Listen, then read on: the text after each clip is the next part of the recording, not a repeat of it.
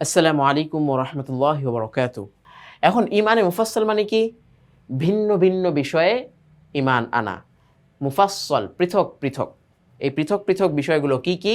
আমরা জানি ছোটবেলা থেকে আমরা অনেকেই বক্তব্য থেকেও পড়ে এসেছি যে ৭টি মৌলিক ইসলামের বিষয় যেগুলোকে অন্তর দ্বারা বিশ্বাস করা, মুখে স্বীকার করা, তদনুযায়ী আমল করা এটা সকলের উপর অপরিহার্য।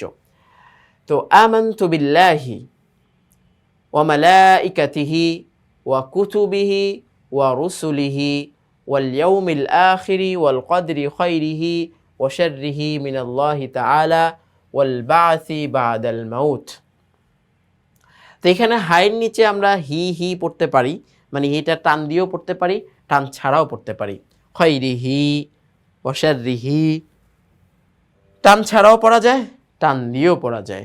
তো সেই জন্য ডাইরেক্ট জেরই দেওয়া হলো, যার মন চায় সেটা নিয়ে পড়তে পারবে। তো অর্থ কি? আমি ঈমান আনিলাম আল্লাহ তাআলার উপর। তো একটা বিষয় লিখে দিলাম আমরা, প্রথম বিষয়।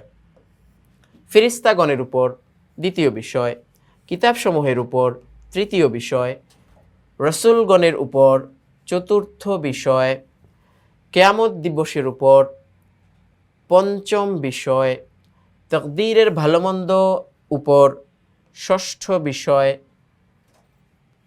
এবং মৃত্যুর পর পুনরায় জীবিত হওয়ার উপর সপ্তম বিষয়। এই 7টি বিষয় ঈমান মুফাসসালের মধ্যে রয়েছে। এখন এখান থেকে কিন্তু কিছু অর্থ আসেনি, যেমন ওয়াল কদরি খাইরিহি ওয়া শাররিহি মিনাল্লাহ। আমরা ডাইরেক্ট কথাটা বলে ফেলেছি তাকদীরের ভালো মন্দ আল্লাহর উপর। তো ভালো মন্দ আল্লাহর উপর না, আল্লাহ থেকে আসে, কথাটা এইভাবে হয়তো, তাই না? আল্লাহ থেকে ভালো মন্দ নির্ধারণ করা হয়।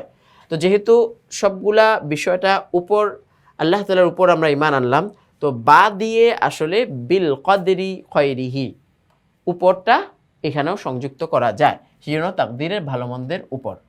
এখন আল্লাহর পক্ষ থেকে হয়, এটা মিনাল্লাহি তাআলা, এখানে না আনলেও কোনো সমস্যা নেই। আর কেউ যদি আনতে চায় ভালো, তাকদীরের ভালো মন্দ আল্লাহ তাআলার পক্ষ থেকে হয় এর উপর, এইভাবেও ব্যাখ্যা দেওয়া যায়। আচ্ছা, এই পর্যন্ত গেল।